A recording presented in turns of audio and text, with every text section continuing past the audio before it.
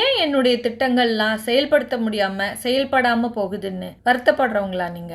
நம்மோட திட்டங்கள்லாம் பல நேரங்கள்ல செயல்படாம போகலாம். சில சமயம் நம்மோட வாழ்க்கையே திரும்பிடும். அமெரிக்காவோட சுனிதா வில்லியம்ஸ், பேரி வெல்மோர் அவங்க விண்வெளியில வெறும் 8 நாட்கள் மட்டும் இருக்கிறதுக்கு தான் திட்டமிட்டாங்க. ஆனா 286 நாட்கள் விண்வெளியில சிக்கிக்கிட்டாங்க. நீங்க ஒரு வாரத்துக்குள்ள திரும்பிடலாம் அப்படின்னு நினைச்சு ஒரு பயணத்துக்கு போறீங்க. ஆனா ஒரு வருஷத்துக்கும் குறையாம தங்குற மாதிரி ஆயிடுது. பசுமை நிறைஞ்ச அந்த பூமியை பார்க்க முடியாது, வெளியில நடக்க முடியாது, சூடான உணவு இல்ல, நம்மளோட குடும்பத்தினரை பார்க்கறதுக்கு வாய்ப்பே இல்ல, எந்த நாள்ல திரும்பி வருவோன்னு சொல்ல முடியாது. இந்த மாதிரியான ஒரு சூழ்நிலை அவங்களுக்கு எவ்வளவு ஒரு கடினமானதா இருந்திருக்குன்னு யோசிச்சு பாருங்களேன். அதே சமயம் நம்மளோட அன்றாட வாழ்க்கையில நம்மளோட பொறுமையை சோதிக்கிற சாதாரண நிகழ்ச்சிகள்லாம் என்னென்னங்கிறதே நீங்க யோசிச்சு பாருங்க. 10 நிமிஷம் டிராபிக் நெரிசல்ல சிக்கணும்னா நமக்கு வர்ற எரிச்சல், ஏதாவது ஒரு ஒப்பந்தம் 2 நாட்களோ இல்ல சில மாதங்களோ தாமதமானா நமக்கு குறையிற நம்பிக்கை, ஒரு நிராகரிப்பு இமெயில் வந்துச்சுன்னா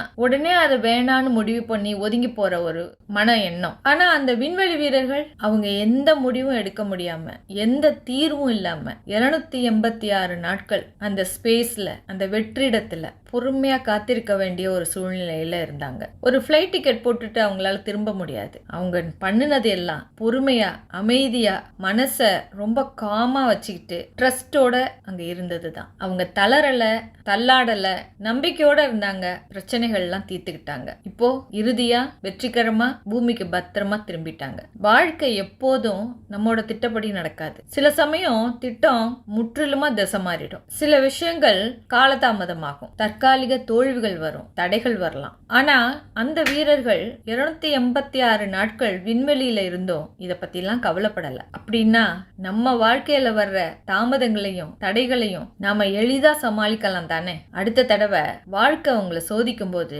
இத நினைவுல வச்சுக்கோங்க. நம்ம விண்வெளியில சிக்கிக்கல, நம்மால ஒரு வழி கண்டுபிடிக்க முடியும். தடைகள் வரலாம், திட்டங்கள் தாறுமாறாக போகலாம், ஆனா நாம விட்டுடக்கூடாது. வாழ்க்கையில பொறுமையா இருந்தா தடைகளை தாண்டி ஜெயிக்கலாம். அப்படிங்கறத தான் சுனிதா வில்லியம்ஸும் அவருடைய தோழரான பேரி வில்மோரும் நமக்கு சொல்லி கொடுத்த பாடங்கள்.